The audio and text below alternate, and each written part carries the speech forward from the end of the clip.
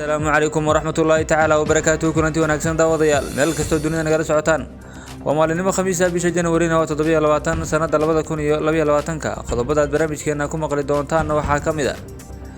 dawladda Itoobiya oo safiir buuxa u magacawday Somaliland diyaaradii ugu horeysay ee gargaar caafimaad wada oo gaadhay magaalada Makale ee caasimadda gobolka Tigray maxay ka wada hadleen amiirka Qatar iyo madaxweyne Farmaajo oo telefoonka ku wada hadlay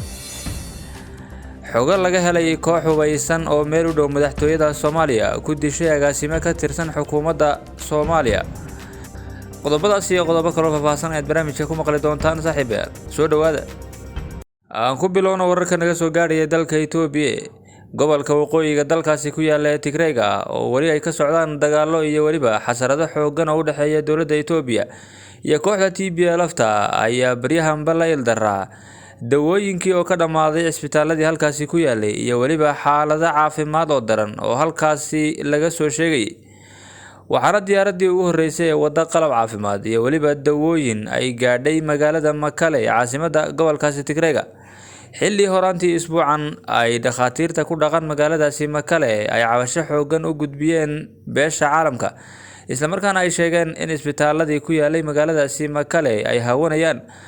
isla markaana aanay jirin wax lagu daweeyo dadka halkaasi ku dhaqan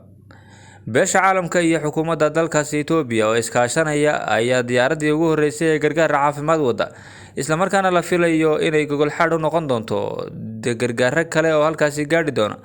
oo ka tagi doona cirka iyo dhulkaba ayaa la filayaa in halkaasi ay gaadhi doonaan isla markaana xukuumadda dawladda dalkaasi Itoobiya ayaa sheegtay in gobolka Tigray wixii hadda ka bilaamato ay gaadhi doonaan gargaaro iyo waliba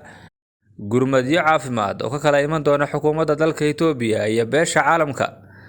tani ayaa ku soo beegmaysa xilli dawladda federaalka dalkaasi Itoobiya ay qaaday xaaladii emergency ahayd ee saaray dalkaasi Itoobiya isla markaana la sheegay in dalka Itoobiya haatan uu xasiloon yahay gobolada dalkaasi Itoobiyana ay isku safri karayaan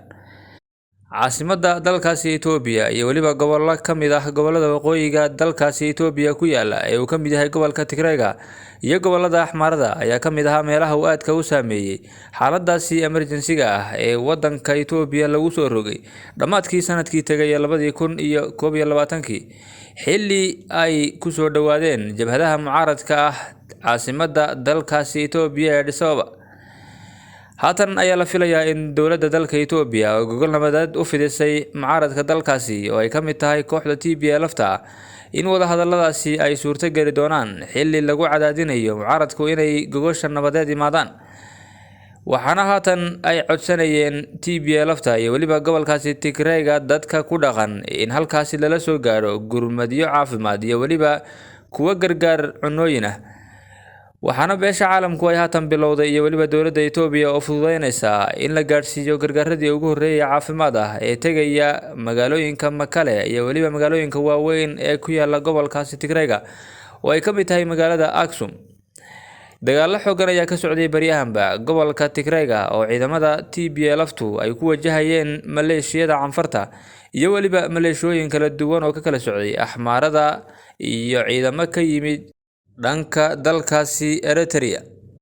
dhanka kale dawladda dalkaasi Itoobiya ayaa safiir buuxa u magacawday Somaliland waxaana tani ay ku soo beegmaysaa xilli Somaliland ay olole xooggan ugu jirto sidii loo aqoonsan lahaa waxaana horaantii isbuucan dooda Somaliland laga furay baarlamaanka Ingiriiska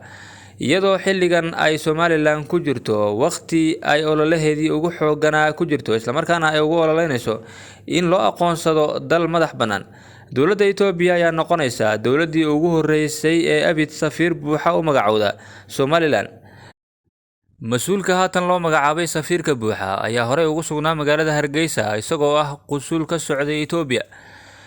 waxaana lagu magacaabaa Saciid Maxamuud Jibraa'il waa nin Soomaali ah oo ka soo jeeda dawlad deegaanka Soomaalida isla markaana horeyba ula soo shaqeynayay xukuumadaha Somaliland iyo Itoobiya dawladda Itoobiya ayaa talaabadan qaaday xilli Somaliland ay ku jirto talaabooyinkii ugu muhiimsanaa ee u qaadayso dhanka ictiraaf raadinta ama aqoonsiga Somaliland waxaana dawladaha Ingiriiska iyo waliba dawladaha ku yaala Afrika ay u ololeynayaan in Somaliland la aqoonsado oo ay noqoto dal madax bannaan lama oga tallaabada ay qaaday Itoobiya sida ay u carqaladeyn doonto xiriirkii wanaagsanaa ee ka dhaxeeyay dowladda Soomaaliya ee uu hogaaminayo madaxweyne Farmaajo, waxaana in badan la isku xaman jiray madaxweyne Farmaajo iyo waliba ra'iisul wasaare Abiy Ahmed inay isku dhow yihiin. haatanna waxaa Somaliland ay u noqonaysaa tallaabo wanaagsan oo Itoobiya ay u qaaday dhanka aqoonsiga Somaliland. Somaliland ayaa wax ka badan 30 sano raadinaysay ictiraaf ay ka heshay dunida, iyadoo samaysay waxyaabo badan oo dunida soo jiitay isla markaana ay kaga duwaneyd wadamada Geeska Afrika. waxay buuxisay guud ahaanba shuruudihii looga baahnaa dal madax bannaan. waxaa ka dhacay doorashooyin dimuqraadi ah, waxaana 30kii sano ee lasoo dhaafay ka jiray nabad waarta xilli gobolka Geeska Afrika ay ka taagan yihiin qalalaasooyin xooggan. haatan aan eegno wadahadal dhanka telefoonka oo dhex maray madaxweyne Farmaajo iyo amiirka dalka Qatar. madaxweyne Farmaajo ayaa xalay wadahadal dhinaca qadka telefoonka ah kula yeeshay amiirka dowladda Qatar, Sheikh Tamim bin Hamad Al Thani. madaxweyne Farmaajo iyo amiir Sheikh Tamim ayaa kulankooda uga hadlay arrimo dhowr ah oo ku saabsan xoojinta xiriirka ka dhexeeya Soomaaliya iyo Qatar iyo waliba danaha ay wadaagaan labada dhinac. sidoo kale inta uu socday kulanka qadka telefoonka Farmaajo iyo Sheikh Tamim bin Hamid ayaa waxaa looga hadlay xaaladihii ugu dambeeyay ee arrimaha siyaasadda dalka iyo doorashooyinka muddo dhaafka sameeyay. madaxweyne Maxamed Cabdullaahi Farmaajo ayaa amiirka dowladda Qatar Sheikh Tamim bin Hamad Al Thani uga mahadceliyay taageerada ay siiyeen dowladda federaalka iyo waliba mashaariicda ay ka fuliyeen gudaha dalka Soomaaliya.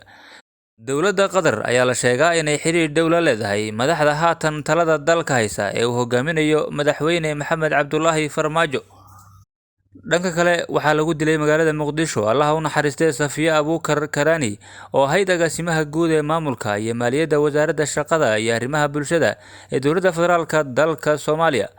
dilka ayaa waxaa geystay koox bastoolada ku hubeysan, waxa ay ku dileen meel ku dhow iskoyska sayidka ee wadada Maka Al Mukarrama, waxaana la sheegay in kooxihii dilka geystay ay goobta isaga baxsadeen. ciidamada ammaanka ayaa markiiba soo gaadhay goobta ay wax ka dhaceen, waxaana ay halkaasi ka sameeyeen howlgallo ay ku baadhayaan ciddii dilka geysatay. dilka kadib wasaaradda shaqada iyo arrimaha bulshada xukuumadda federaalka Soomaaliya ayaa waxa ay ka tacsiyadeysay dilka agaasimaha maamulka iyo maaliyadda ee wasaaradda shaqada iyo arrimaha bulshada. xogta aan helnay ayaa sheegaysa in Al-Shabaab aysan shaqo ku lahayn dilka agaasimaha, guud ahaan iyaga oo ilaa iyo haatan aanan sheeganin dilka haweeneydaasi, balse waxay u badan tahay in arrimo siyaasadeed loo dilay agaasimaha. qoraal ka soo baxay wasaaradda shaqada iyo arrimaha bulshada xukuumadda federaalka Soomaaliya ayaa lagu yidhi naxariistii janno Allaha ka waraabiyo Safiya Abuukar Karani oo ahayd hooyo dhabar adeyg, hogaamin wanaagsan iyo waliba si daacadnimo ah ugu soo shaqaysay dalkeena Soomaaliya.